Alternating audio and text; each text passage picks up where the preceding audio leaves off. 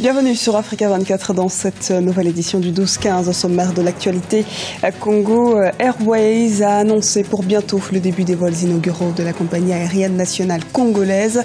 Ces vols domestiques desserviront dans un premier temps les grandes villes de la République démocratique du Congo, dont Lubumbashi, Kisangani, Goma ou encore Kindu.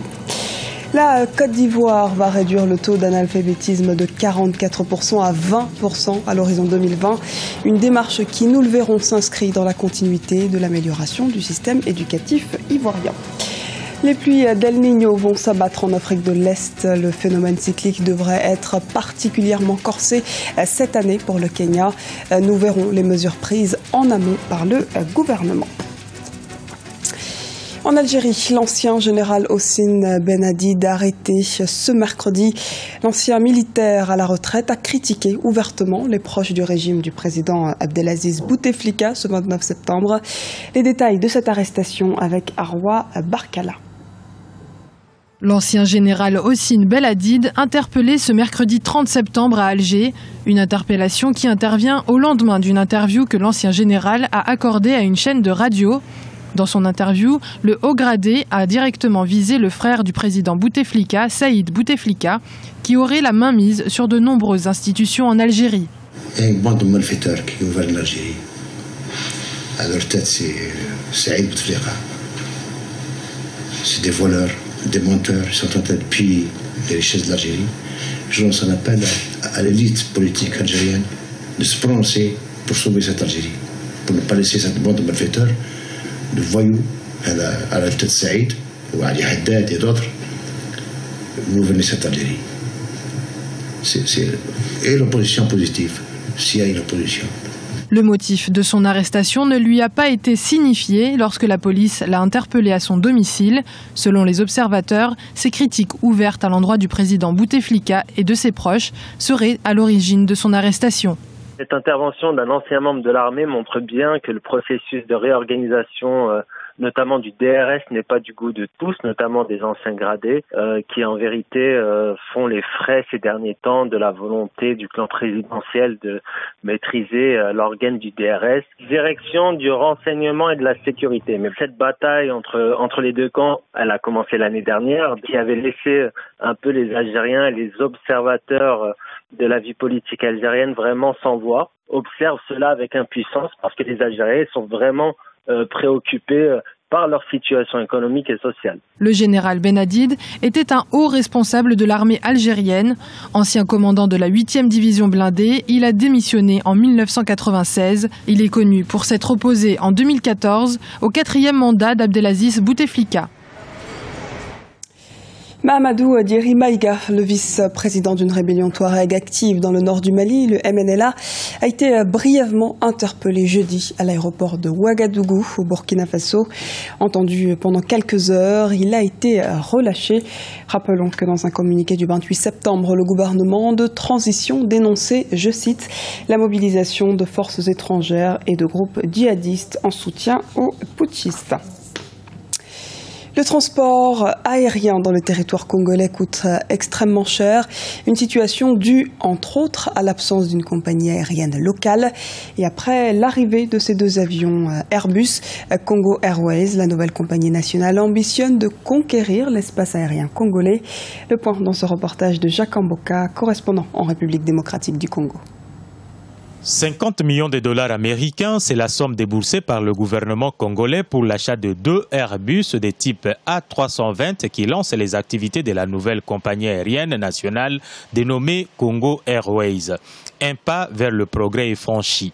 Mais le pari est loin d'être gagné dans ces pays de 2 385 000 km² avec ses plus de 50 aéroports et aérodromes. Et selon les instructions du président de la République, chef de l'État, il a instruit le gouvernement de la République pour que d'ici le mois à venir, que la flotte de Congo Airways puisse s'accroître à de manière à passer de 2 à 4, ou sinon 6, pour que Congo Airways puisse être capable de satisfaire à la demande. Les coûts du transport aérien en République démocratique du Congo a toujours été jugé exorbitant. La présence d'une compagnie nationale aérienne pourra contribuer à l'application de la mesure prise par le gouvernement de réduire de 30% les prix des billets d'avion. Tout ceci a pour effet justement de rendre fluide la circulation aérienne et de réduire le coût.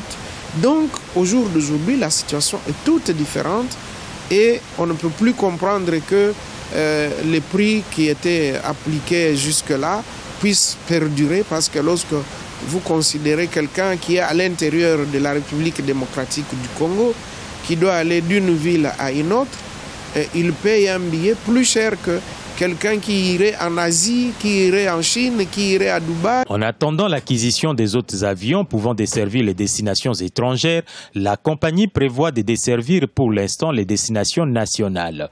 Les vols inauguraux seront annoncés bientôt, affirment les autorités. Le gouvernement ivoirien a rendu obligatoire la scolarisation des enfants jusqu'à 16 ans, et ce, à partir de l'actuelle rentrée scolaire à 2015-2016. Les autorités vont plus loin et s'attaquent à l'analphabétisation des adultes ivoiriens. Le pays s'est fixé pour objectif de réduire ce taux de moitié à l'horizon 2020. Un défi de taille, comme nous l'explique ce reportage d'Olivier Conan, correspondant en Côte d'Ivoire. La Côte d'Ivoire compte 44,7% de personnes analphabètes. Le gouvernement veut baisser ce taux à 20% en 2020. Les femmes représentent 60% des adultes analphabètes. C'est pourquoi le gouvernement a institué l'école obligatoire pour les enfants de 6 à 16 ans. Pour les personnes adultes, des cours sont aménagés en fonction de leur emploi du temps. Objectif, leur permettre d'apprendre à lire et à écrire sans un impact négatif sur les activités professionnelles. Les techniques d'enseignement sont également adaptées à leur situation. C'est de présenter les objets, c'est-à-dire le pilon, la calebasse, le grain de maïs et le citron. À partir de ces objets naturels, on peut apprendre à déchiffrer les lettres. Pour écrire un A par exemple, je vais prendre un citron avec un petit pilon à droite, ça me donne le A. Pour faire le C, comme il y a la calebasse dans mes trucs, donc je prends la calebasse qui est ouverte à droite, ça me fait le C. Donc c'est à partir de ces éléments-là qu'on apprend à déchiffrer les lettres et à écrire A, B, C jusqu'à Z. L'analphabétisme est très répandu dans le milieu des transporteurs et en particulier celui des chauffeurs. En plus de les aider à mieux travailler, savoir lire et écrire est aujourd'hui nécessaire pour leur permettre d'acquérir une certaine autonomie dans les actes de la vie civile. Lorsqu'on ne sait pas lire et écrire, c'est comme on est mort vivant. Parce qu'il y a des coins où tu vas, on dit bon voici le formulaire, il faut remplir toi-même. Tu veux le donner à quelqu'un, il remplit pour toi. Or si c'est lire, tu remplis toi-même sans problème. C'est parce que tu parles quelque part, tu as un code. Or, ce code, on dit code secret. Mais puisque tu ne sais pas lire et écrire, tu es obligé de donner à quelqu'un, et puis il met ce code-là, peut-être demain, il prend ça pour s'en servir.